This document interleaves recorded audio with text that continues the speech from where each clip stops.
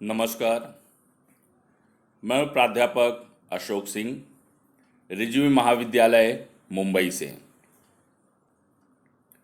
आज के इस वीडियो में आप सभी लोगों का हार्दिक स्वागत है। आज हम सब 12वीं कक्षा के हिंदी युवक भारती में शामिल किए गए विशेष अध्ययन हेतु कनुप्रिया काव्य के बारे में पढ़ेंगे, जिसके कवि डॉक्टर धर्मवीर भारती जी हैं।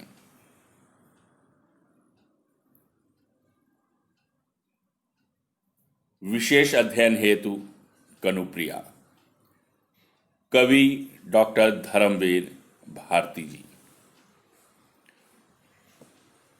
आज के इस वीडियो में हम लेखक परिचय, प्रमुख कृतियाँ, कृति परिचय और कनुप्रिया की पृष्ठभूमि को अच्छी तरह से समझने का प्रयास करेंगे। कहने का तात्पर्य है कि कनुप्रिया एक ऐसे काव्य है जिसको एक साथ एक ही वीडियो में समेट पाना संभव नहीं है। इसलिए यहाँ पर मैंने इसे 2 भाग में प्रस्तुत करने का प्रयास किया है। अभी जो यह वीडियो है ये भाग 1 है। भाग 1 में कनुप्रिया काव्य के बारे में लेखक परिचय, प्रमुख कृतियां और कृति परिचय व कनुप्रिया की पृष्ठभूमि के बारे में पढ़ेंगे, जिससे कि कनुप्रिया काव्य को हम अच्छी तरह से समझ पाएं और छात्र परीक्षा में पूछे जाने वाले विशेष अध्ययन हेतु के अंतर्गत जो 10 अंक के लिए कृति कार्य दिए जाएंगे, प्रश्न दिए जाएंगे, उसका उत्तर लिखने में सक्षम बन सके। तो चलिए इसी उद्देश्य के साथ हम आगे बढ़ते हैं काव्य की तरफ। किसी भी पाठ को या काव्य को अच्छी तरह से समझने के लिए, पढ़ने के लिए लेखक के बारे में जानकारी प्राप्त कर लेना, साहित्यकार के बारे में जानकारी प्राप्त कर लेना, उनसे परिचित हो जाना आवश्यक होता है, क्योंकि रचना में उनके व्यक्तित्व के, उनके विचारों की छाप होती है। यहाँ पर सामने स्क्रीन पर आपको तस्वीर दिखाई दे रही है। डॉक्टर धर्मवीर भारती जी की तस्वीर है। चलिए देखते हैं इनके बारे में। कुछ लोग सब कुछ करके भी किसी एक विधा में सिद्धहस्त नहीं हो पाते, तो कोई कोई बस एक ही विधा साध पाते हैं या सिर्फ एक रचना से नाम कमा लेते हैं। पर वे लोग विरले होते हैं जिनका सब कुछ उत्कृष्ट हो मतलब श्रेष्ठ हो, अच्छा हो। हर कृति नई बुलंदियों को छू कर आए। धर्मवीर भारती का नाम ऐसे ही लोगों में शामिल है जहां से भी देखो उनके साहित्यिक कद की ऊंचाई एक समान ही दिखती है। मतलब ये कि जिस क्षेत्र में भी उन्होंने हाथ डाला है वहां पर अपनी पहचान, अपनी छाप उन्होंने छोड़ा है। चलिए हम लेखक परिचय की तरफ बढ़ते हैं। लेखक परिचय। लेखक का नाम है डॉक्टर धर्मवीर भारती जी। यहां पर कनुप्रिया काव्य है, इसलिए वे कवि हुए। कनुप्रिया का अर्थ ही है, कनु का अर्थ होता है कृष्ण, प्रिया उनकी प्रेमिका, अर्थात कृष्ण की प्रेमिका राधा। कनुप्रिया का अर्थ है कृष्ण की प्रेमिका राधा। कनुप्रिया के कवि हैं डॉक्टर धर्मवीर भारती। डॉक्टर धर्मवीर भारती जी का जन्म 25 दिसंबर 1926 को उत्तर प्रदेश के इलाहाबाद में हुआ। आपने इलाहाबाद में ही बीए तथा एमए हिंदी साहित्य के साथ पढ़ाई किए। इसके आगे आपने आचार्य धीरेन्द्र वर्मा के निर्देशन में सिद्ध साहित्य पर शोध प्रबंध लिखा, जिसके लिए आपको पीएचडी की उपाधि दी गई। यह शोध प्रबंध हिंदी साहित्य अनुसंधान के इतिहास में विशेष स्थान रखता है।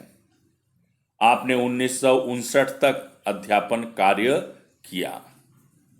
उसके बाद आप संपादन कार्य से जुड़ गए, क्योंकि पत्रकारिता की ओर आपका बहुत अधिक झुकाव था। इसके फलस्वरूप भारती जी ने मुंबई से प्रकाशित होने वाले टाइम्स ऑफ इंडिया पब्लिकेशन के प्रकाशन धर्मयुग का संपादन कार्य वर्षों तक किया। भारती जी की मृत्यु 4 सितंबर 1997 को हुई।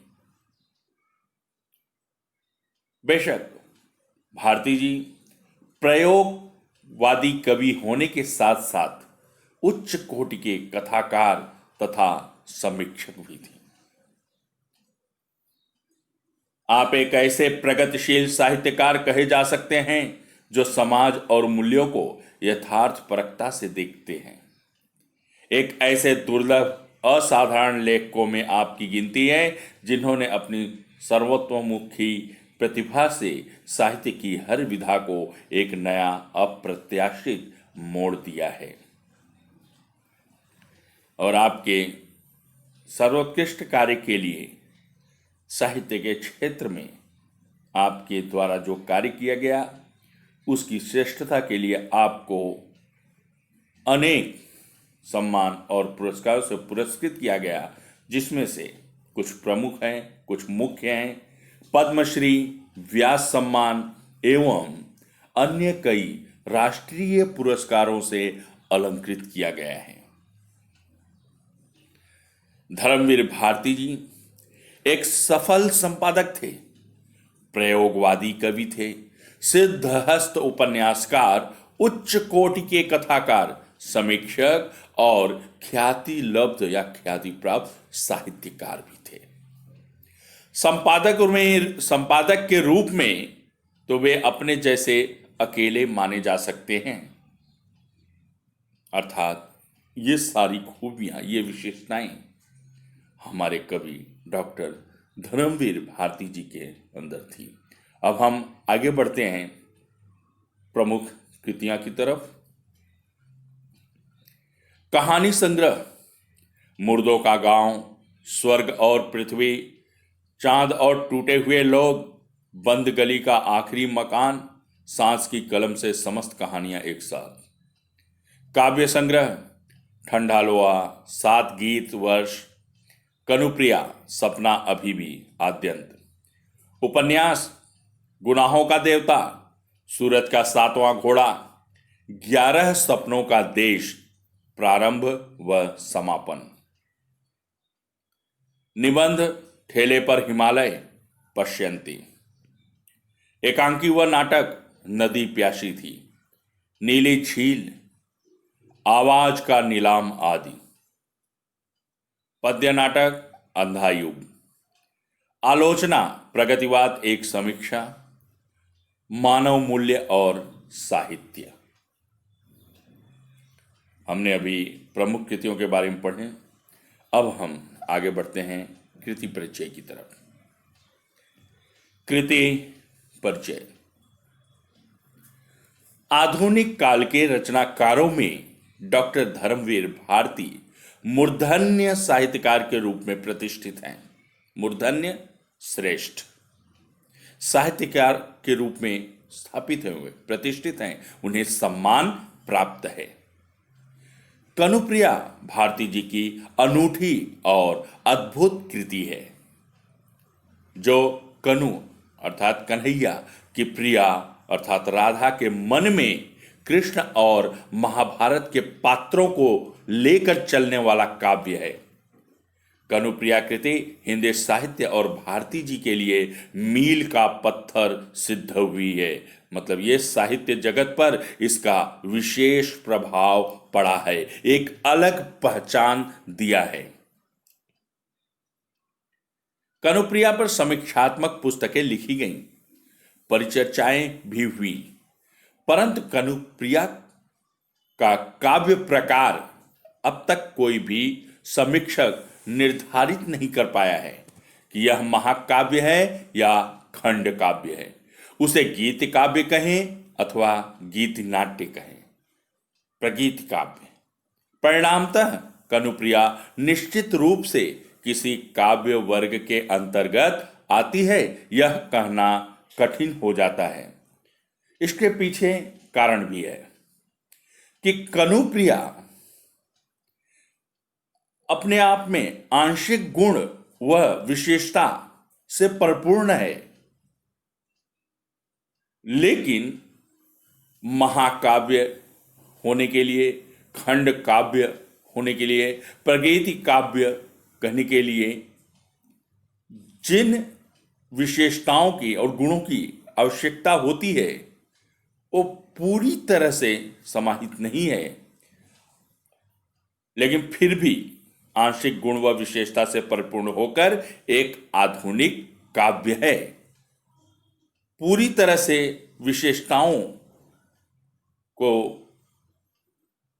निर्दिष्ट न करने के कारण ही कनुप्रिया को किस काव्य वर्ग में रखा जाए, इसके लिए थोड़ी मुश्किल हो जाती है, कठिनाइयां हो जाती हैं। और लोगों ने इस संबंध में थोड़े अलग अलग मत भी दिए। कुछ आलोचकों के अनुसार कनुप्रिया महाकाव्य नहीं है। वैसे तो कनुप्रिया में महाकाव्य के अनेक लक्षण विद्यमान हैं, मौजूद हैं, किंतु उनका स्वरूप परिवर्तित है। इसमें नायक प्रधान न होकर नायिका प्रधान है। काव्य में सर्गबद्धता है, परंतु कनुप्रिया आधुनिक मूल्यों की नई कविता होने के कारण इसमें छंद निर्वाह का प्रश्न अप्रासंगिक है। अप्रासंगिक है मतलब प्रसंग के अनुसार नहीं है। प्रकृति चित्रण अवश्य है, परंतु वह स्वतंत्र विषय नहीं है, उपादान बनकर उपस्थित हुआ है।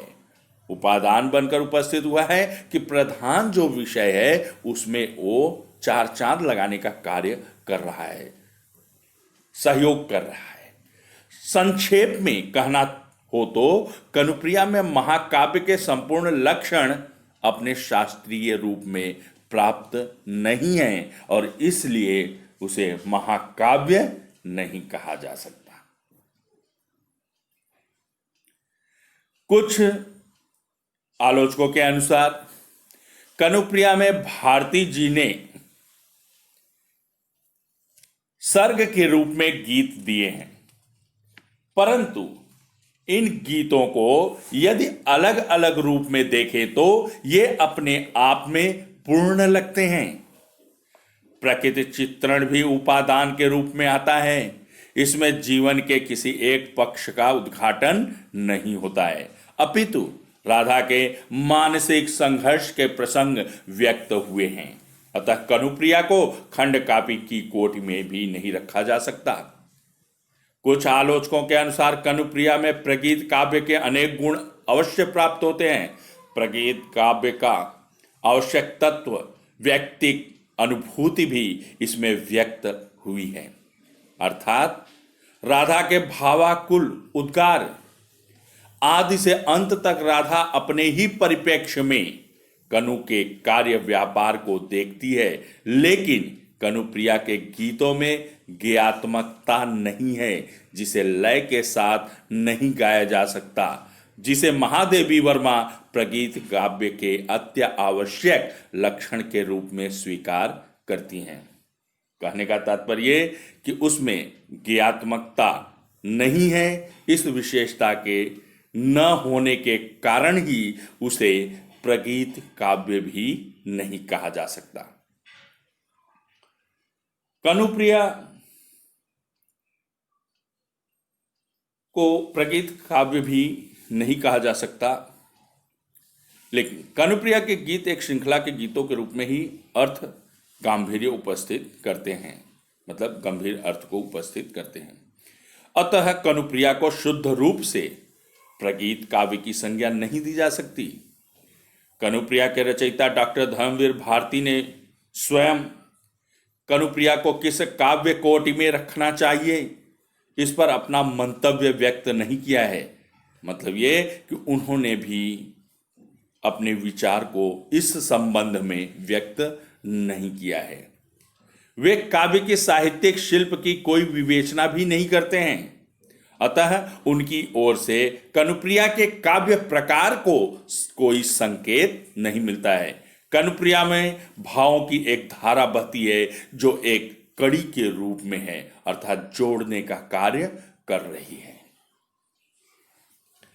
तो चलिए, अभी हमने यहां पर कृति का परिचय प्राप्त किए। अब हम लोग जो है कनुप्रिया जो काव्य है यहां पर विशेष अध्ययन हेतु प्रस्तुत किया गया है। हालांकि उसके पृष्ठभूमि को पाठ्यपुस्तिका में दिया गया है, लेकिन फिर भी सिर्फ साधारण रूप से यदि पढ़ा जाए तो समझ में नहीं आएगा। उसे अच्छी तरह से समझने के लिए शब्दों पर ध्यान देने की आवश्यकता है, चिंतन करने की आवश्यकता है। और जैसे यहाँ पर पूरा प्रसंग ही भावोत्कट है, इसलिए उस भाव प्रधान विषय को भी समझना बहुत आवश्यक है। तो चलिए, हम जो है पाठ्यपुस्तक में दिए हुए पृष्ठभूमि पर विवेचना करते हैं।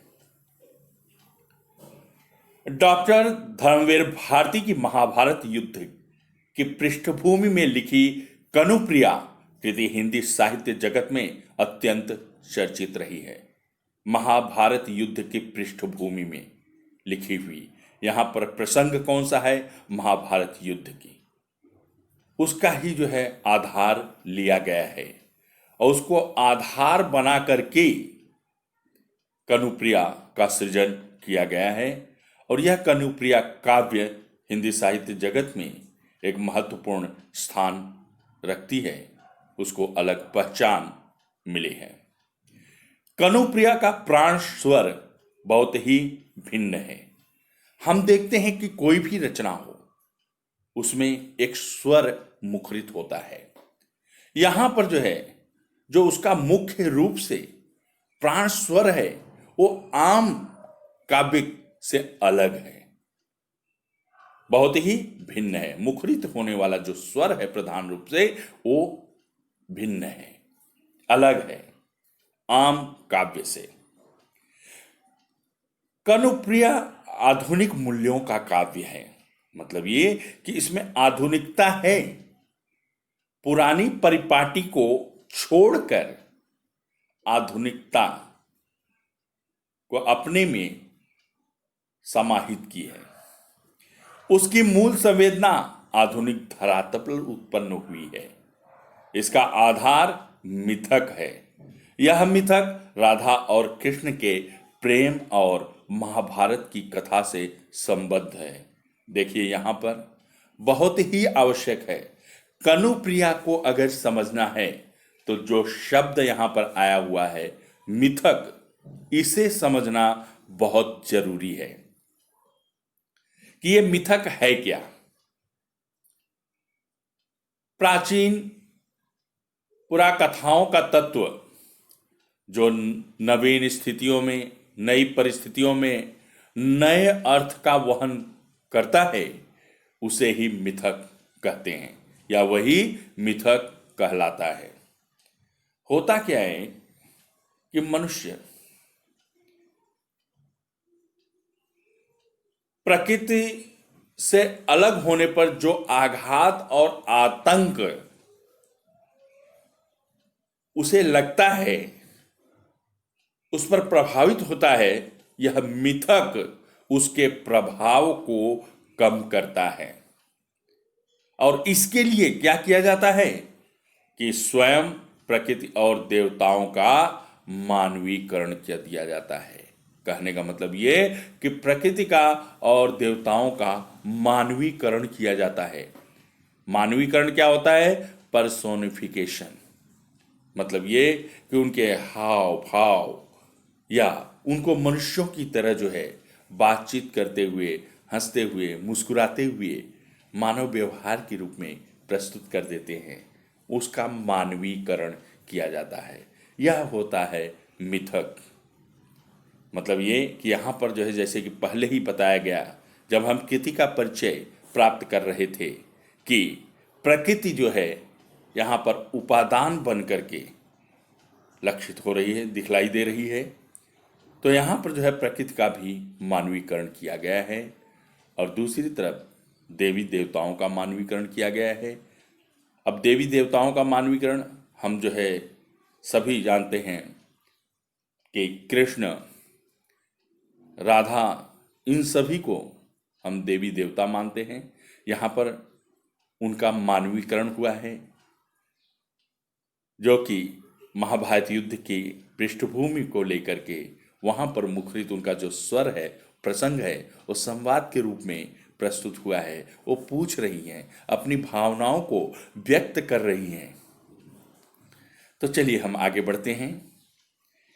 कनुप्रिया अर्थात कन्हैया की प्रिय सखी राधा, जो कनु को, कृष्ण को बहुत प्रिय है।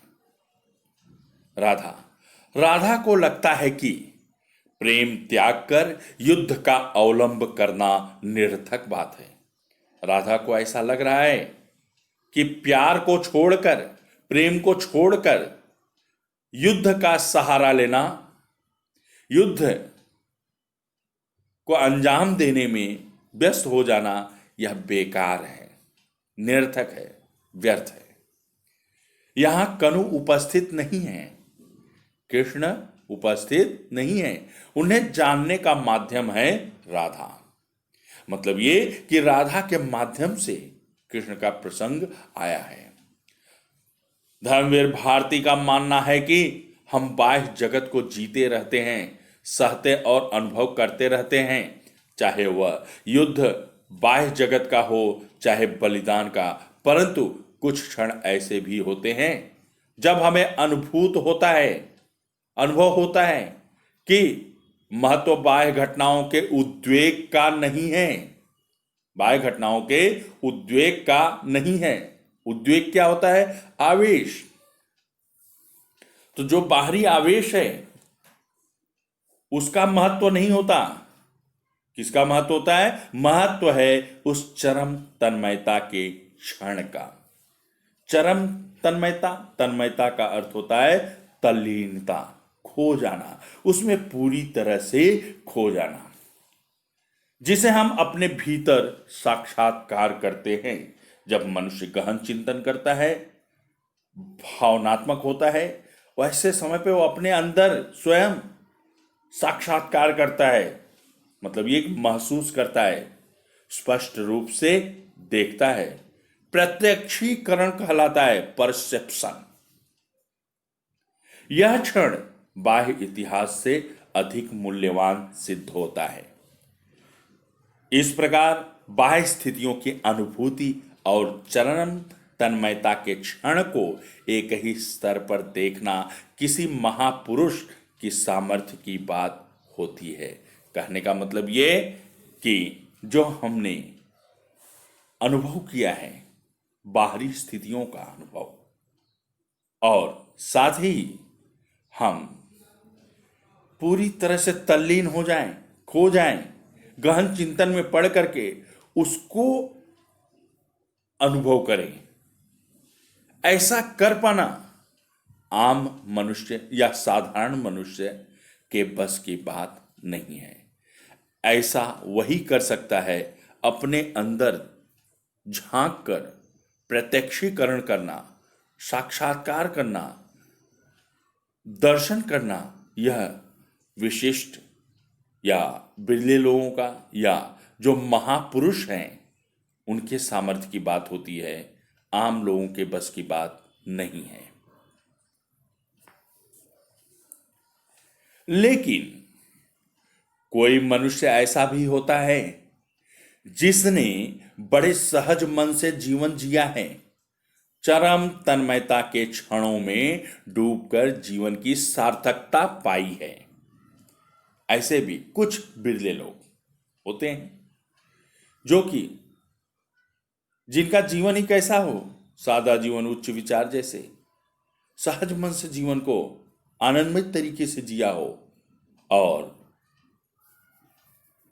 जब वो गहन चिंतन में होते हैं, पूरी तरह से खो जाते हैं चिंतन में, ऐसे क्षण में वे उस चिंतन करते करते जीवन के रहस्य को समझ जाते हैं, जीवन की सार्थकता को समझ जाते हैं कि सही अर्थों में यह जीवन क्या है।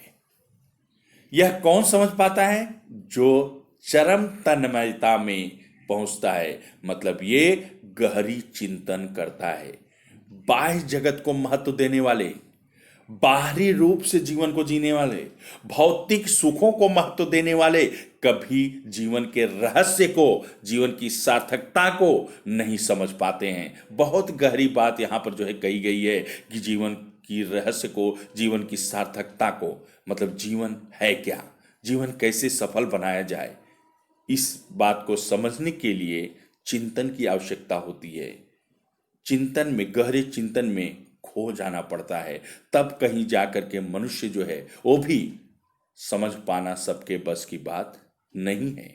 वही समझ सकता है जिसने अनुभूति की है, जिसे अनुभव है, जो उसमें सक्षम है। पहले ही बताया गया कि ये सब कार्य महापुरुषों के बस की बात होती है, आम इंसान के बस की बात नहीं है, साधारण मनुष्य के बस की बात नहीं है। लेकिन होता है कि साधारण मनुष्यों में भी कुछ ऐसे भी मनुष्य होते हैं जो कि जो है दिखने में साधारण दिखते हैं, सहज मन से वो जीवन को जीते हैं, लेकिन उनका चिंतन करने की क्षमता उनमें होती है। वो गहन चिंतन करते हैं, साधारण दिखते हुए भी, जैसे कहा जाता है कि गुदड़ी में लाल होते हैं।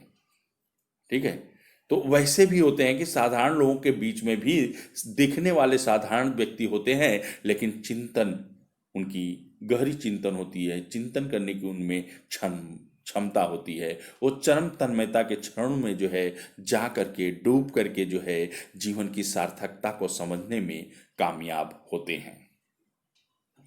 अतः उसका यह आग्रह होता है कि वह उसी सहज मन की कसौटी पर सभी घटनाओं, व्यक्तियों को परखेगा, जांचेगा। मतलब ये कि उसको जो है, जो भी मनुष्य है, एक जो है किसी भी समस्या का समाधान करने का जो तरीका, जो उपाय वो ढूंढ लेता है, तो उसकी दलील ये हो जाती है कि बस इसी आधार पर मैं जो है दूसरी समस्याओं का भी समाधान खोज लूंगा। तो ऐसा ही यहां पर बतलाया गया है कि अगर वो गहन चिंतन करके जीवन के रहस्य को, जीवन की सार्थकता को समझ लिया, तो ऐसी दलीलों देता है, उसका आग्रह होता है कि वह उसी सहज मन की कसौटी पर सभी घटनाओं, व्यक्तियों को परखेगा, जांचेगा। मतलब ऐसा करेगा तो हो सकता है कि उसको उनके बारे में समझ में आ जाए, उनके बारे में गहराई से वो जान पाएगा, उन्हें अच्छी तरह से समझ पाएगा। ऐसा ही आग्रह कनुप्रिया अर्थात राधा का है। अपने सखा कृष्ण से तन्मयता के क्षणों को जीना और उन्हीं क्षणों में अपने सखा कृष्ण की सभी लीलाओं की अनुभूति करना कनुप्रिया के भावात्मक विकास के चरण हैं। भावात्मक विकास के चरण हैं, भावपूर्ण विकास के चरण हैं। मतलब ये कि यहाँ पर जो भी प्रसंग कनुप्रिया अर्थात राधा के माध्यम से प्रस्तुत हो रहा है, वह जो है तन्मयता के क्षणों को जीना ही है। भावपूर्ण तरीके से वो जीवन को जी रही है, वो गहरी चिंतन में है, गहरी चिंतन में है, और उन्हीं क्षणों में वो अपने सखा कृष्ण की लीलाओं को अनुभव करती है, उसे महसूस करती है, याद करके, चिंतन करके, और वही आगे बढ़ता है, वही यहाँ पे विस्तार प्रदान करता है। इसीलिए व्याख्याकार कृष्ण के इतिहास निर्माण को कनुप्रिया इसी चरम तन्मयता के क्षणों की दृष्टि से देखती है। कहने का तात्पर्य ये कि बाह्य रूप से उसे नहीं देखा जा रहा है, गहन चिंतन के माध्यम से चरम तन्मयता के क्षणों की दृष्टि से देखती है। मतलब ये कि चिंतन करते हुए, अंतर्मुखी होकर के। कनुप्रिया भी महाभारत युद्ध की उसी समय तक पहुंचती है जहां दूसरे पात्र भी हैं, परंतु कनुप्रिया उस समस्या तक अपने भाव स्तर अथवा तन्मयता के क्षणों द्वारा पहुंचती है। मतलब ये कि वो भावनाओं में डूब जाती है, गहन चिंतन करती है और उस स्तर को प्राप्त करती है। मतलब ये कि वहां तक वो सोच पाती है, कुछ अलग जो है विचारधाराओं को वो समेट पाती है। यह सब उसके अनजाने में होता है, उसके अनजाने में होता है, मतलब न चाहते हुए भी। क्योंकि चिंतन करना, और चिंतन में कौन मनुष्य चिंतन करते करते कहां तक जो है सोच लेगा, उसको मूल प्रवृत्ति में या परिणाम स्वरूप क्या मिलेगा वो पहले से निश्चित नहीं है। उसने उसकी पूर्व कल्पना भी नहीं की है। अगर ऐसा हो तो वो चिंतन रह ही नहीं जाएगा। तो यहां पर वही तन्मयता की जो बात की जा रही है कि तन्मयता में खोकर चिंतन करते हुए राधा उस स्तर तक, उस क्षण तक पहुंचती है, और उस क्षण तक उसका पहुंचना वो अनजाने में होता है, क्योंकि पहले से वो निश्चित नहीं है। क्योंकि कनुप्रिया की मूल प्रवृत्ति संशय अथवा जिज्ञासा नहीं है। उसके मन में किसी भी तरह का संदेह नहीं है, न तो कुछ जो है जानने की इच्छा है। फिर क्या है, जानने की इच्छा नहीं तो कैसे चिंतन हो रहा है? चिंतन होने का कारण जो है एक आम मनुष्य होता है, या कोई जो है विशेष, कोई जो है महापुरुष होते हैं, वो भी चिंतन करते हैं, लेकिन उनके चिंतन का के पीछे कुछ जानने की इच्छा होती है, उनकी जिज्ञासा होती है।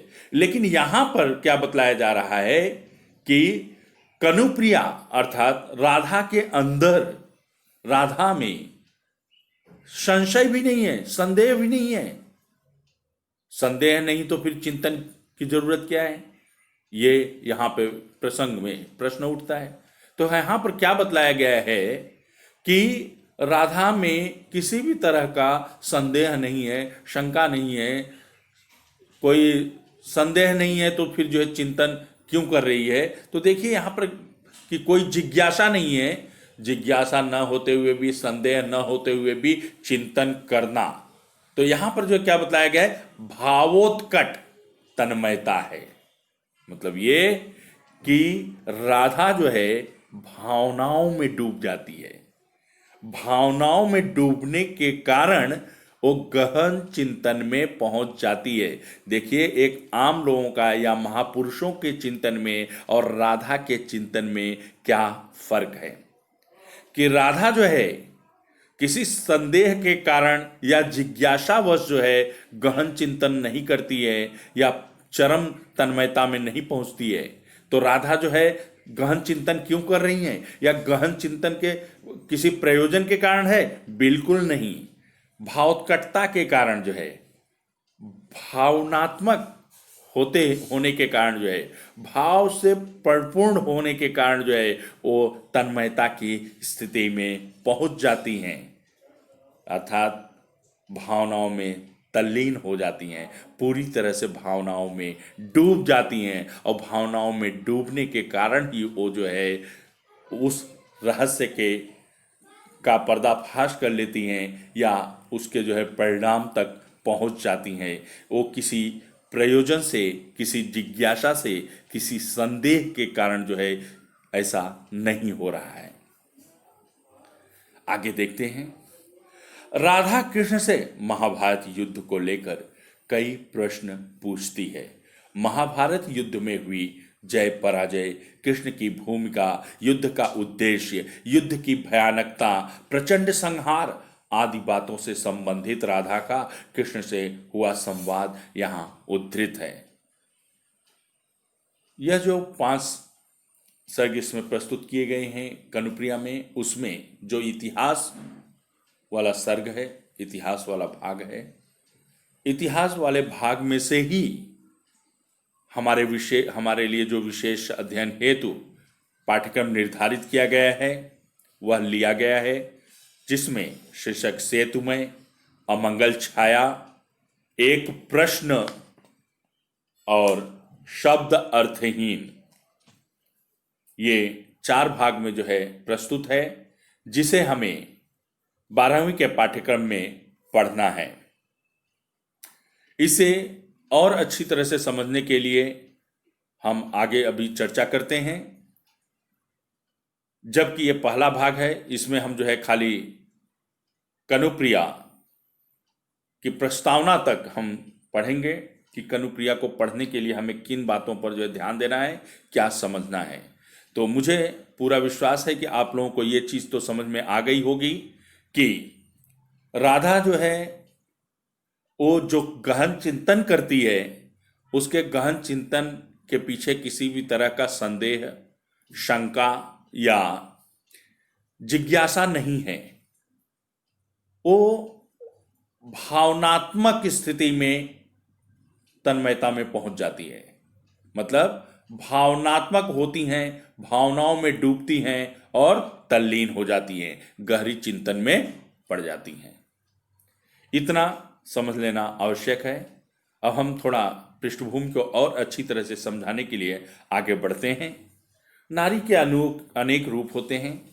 राधा की भी यहाँ पीड़ा व्यक्त हुई है। राधा और कृष्ण की प्रणय गाथा शाश्वत है। हम सभी लोग जानते हैं कि राधा और कृष्ण एक दूसरे से प्रेम करते थे, जग जाहिर है। इसका कोई आरंभ या अंत नहीं है। इस पर असंख्य रचनाएं लिखी जा चुकी हैं और लिखी जाएंगी। उनमें कौन से अधिक अच्छी हैं, यह प्रश्न ही असंगत है। प्रत्येक रचना अपने आप में रचयिता की भावनाओं का दर्पण होती है, उसे ही प्रस्तुत करती है, उसे ही दिखलाई देती है। रचनाकार जो होते हैं, साहित्यकार जो होते हैं, उनकी छवि उन रचनाओं में स्पष्ट रूप से दिखाई देती है। भारती अर्थात धर्मवीर भारती की कनुप्रिया भी अपने कवि की कोमलतम भावनाओं का एक सजीव चित्र है। मतलब ये कि उनकी सोच, उनकी चिंतन की छाप जो है इस काव्य में स्पष्ट रूप से दिखाई देती है। इसमें राधा केवल एक समूर्त नारी नहीं, किंतु नारी के अनेक रूपों का एक समन्वय है, कोऑर्डिनेटिव रूप है उसका। इसमें मिला जुला रूप, इसमें राधा की भावनाओं का मार्मिक चित्रण है।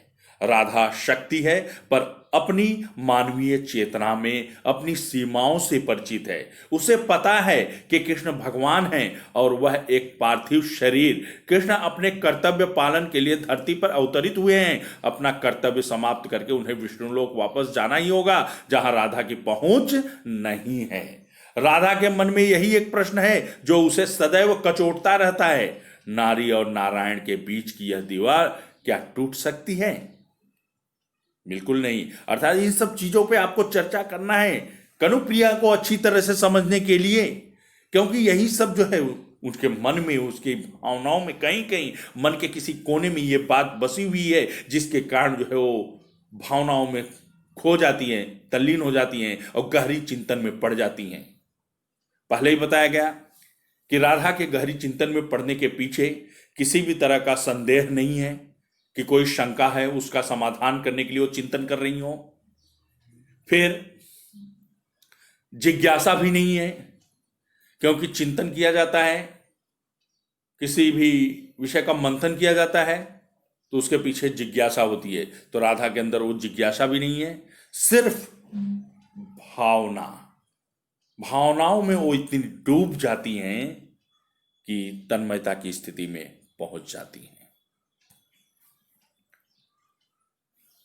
राधा की चेतना, कृष्ण का अधूरापन। राधा की पीड़ा का एक और पहलू भी है, जैसे नारायण के संपर्क में आकर नारी अपने मानवीय धरातल से उठकर नारायण के स्तर पर पहुंच सकती है, वैसे ही नारायण को भी नारी के संपर्क में आकर मानवीय भावनाओं के सौंदर्य और कोमलता का वरदान मिल सकता है।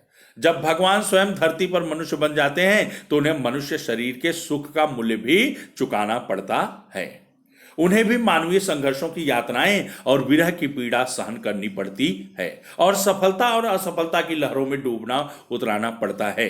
निराशा और वेदना की घड़ियों में कनुप्रिया ही उन्हें सहारा दे सकती है। जहां नारी को नारायण की आवश्यकता है, वहीं नारायण को नारी की।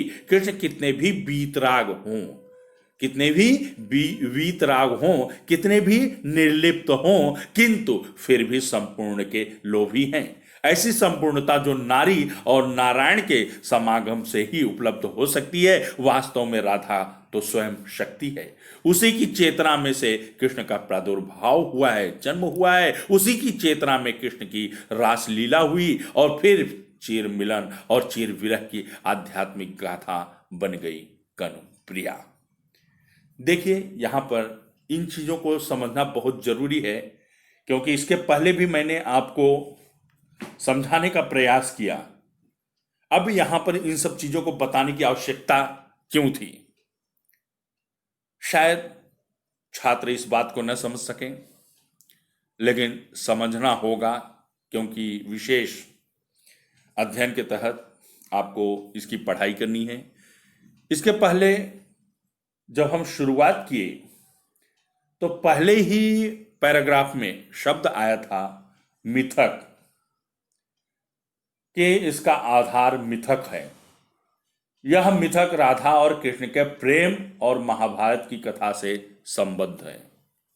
मिथक के बारे में मैंने आपको पहले भी बताया, एक बार फिर से बता देता हूं कि यह मिथक क्या होता है, और मुझे यहां पर आपको राधा की चेतना, कृष्ण का अधूरापन या राधा की पीड़ा क्यों बतलाने की जरूरत पड़ी, क्योंकि जो मिथक शब्द आया उसको समझना आवश्यक है, और मिथक के माध्यम से क्या विवेचना होती है, कहां पर वो छिपी हुई है, उसको स्पष्ट करना भी आवश्यक है।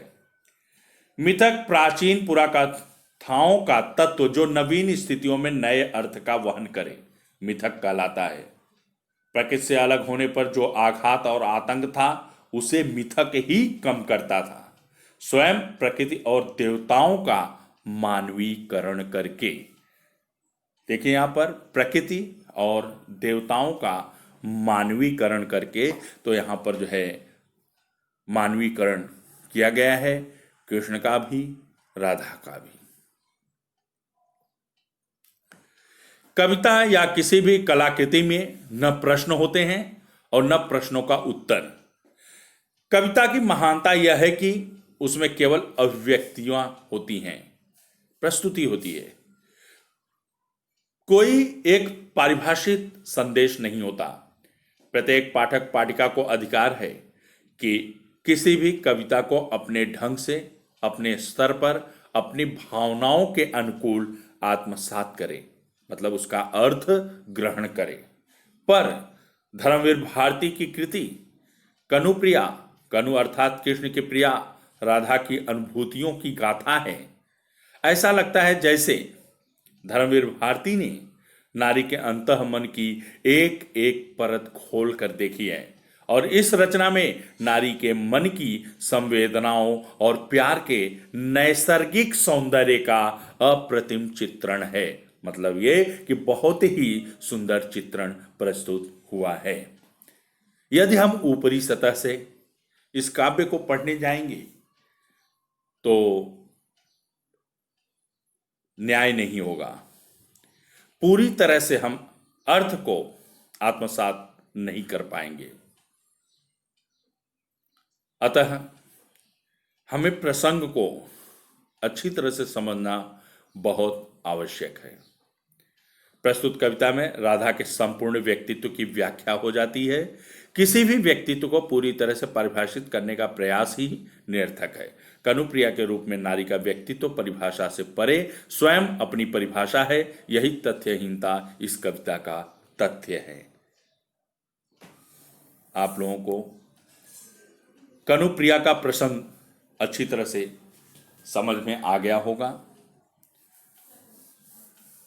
एक बार अगर यदि प्रसंग समझ में नहीं आया तो एक बार इस वीडियो को फिर से सुने, फिर से देखें, ताकि जो भाग 2 मैं आपके सामने प्रस्तुत करूं, जिसमें मैं आप लोगों को जो है इतिहास सर्ग के अंदर प्रस्तुत किए गए जो शीर्षक हैं सेतुमय, अमंगल छाया, एक प्रश्न और शब्द अर्थहीन, ये 4 12वीं के पाठ्यक्रम में शामिल किए गए हैं। उनको मैं अगले वीडियो भाग 2 में उस पर विवेचना करूंगा, उसकी व्याख्या करूंगा। तब तक आप इस वीडियो को देख करके कनुप्रिया के पृष्ठभूमि को अच्छी तरह से समझ लें, ताकि जो है आगे उसकी व्याख्या समझने में आपको आसानी हो। यदि किसी भी तरह की कठिनाई है, शंका है, तो उसके समाधान हेतु आप वीडियो के नीचे कमेंट बॉक्स में कमेंट करके मुझे अवगत कराएं।